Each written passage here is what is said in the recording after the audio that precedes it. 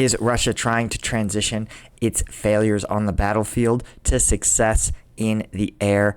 And is it working, or is it just more Russian smoke and mirrors? I'm Paul, U.S. Army combat veteran. It is May 18th, 2023. This is your daily Ukraine update. Let's get into it.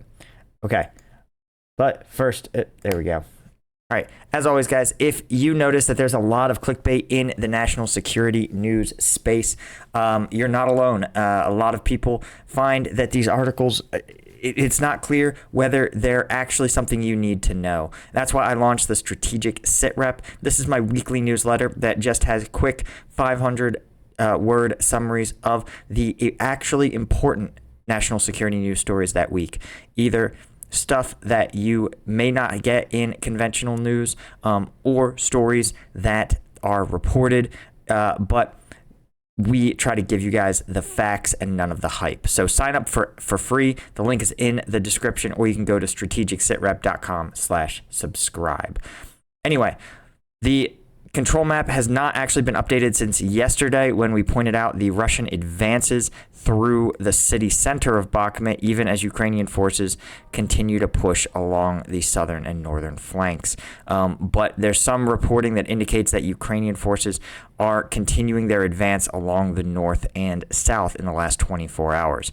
But again, without the map updates here, we can't verify locations or anything like that. When we look at the combat map, we can see that Russian forces remain very limited, just 36 offensive actions concentrated in, of course, the heart of Bakhmut, as well as Marinka and Avdiivka, right? Two areas where we know that Russian forces have been focusing their efforts. But the Russian military is conducting a very high level of missile strikes with aircraft and some of their hypersonic missiles. I suspect this is because the forecasting by U.S. military officials in those leaked documents indicated that there was a high likelihood that Ukrainian air defenses were probably going to be out of munitions around this time. So you can see Russia appears to be really engaging probably some of the last of its reserves in missile forces. But unfortunately, it looks like those documents, the issues they pointed out, have been resolved, probably due to the U.S.'s provision of Patriot missile batteries, which have proven highly effective not just at these Russian cruise missiles, Russia going 1 for 30 in their cruise missile strikes yesterday, but also, let's see if we can find it here. Apparently, Russia's hypersonic missile scientists have actually been accused of treason. Let's see if I can find it here. We'll just punch this into the old Google machine. But the point is that Russian military scientists have been accused of treason due to the abject failure. Here we go. I don't make these stories up. According to Reuters, Russia says hypersonic missile scientists face very serious treason allegations.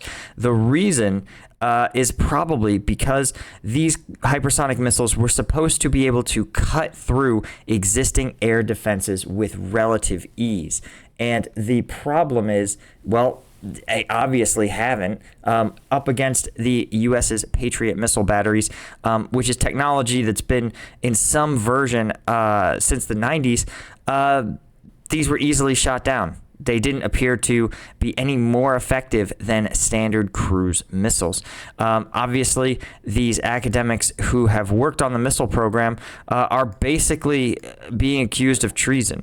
Now, to be clear, technology, especially early stage technology, that involves pushing equipment to speeds it's never really gone before, like Mach 10. This technology has issues all the time. And it may be that literally it's actually not that effective. It may be that there were technical issues, but to sit there and call it treasonous is overstating the claim. And what it's going to do is it's going to make Russian scientists less likely to push the boundaries of military technology when they believe that failure will result in them being sent to jail. So that is not a great look for Russia, not a great look for Russia's efforts to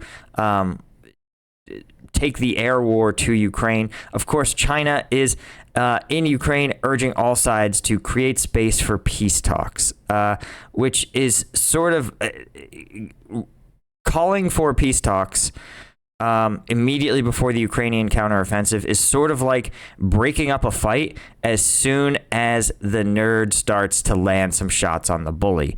This is actually a classic like middle school move where when, you know, all your friends gather around and they cheer for the fight when their friend is winning. And as soon as their friends start losing, they go, break it up, you guys.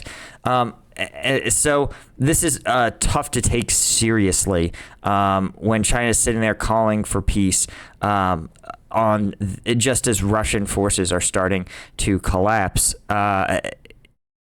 So again, we should remain somewhat skeptical of China's neutrality. They have fairly obviously been cultivating a closer relationship with Russia than they have with Ukraine, certainly. Anyway, guys, that is really all I had for you for today. Just a quick update. And until next time, I'll see you in the next one.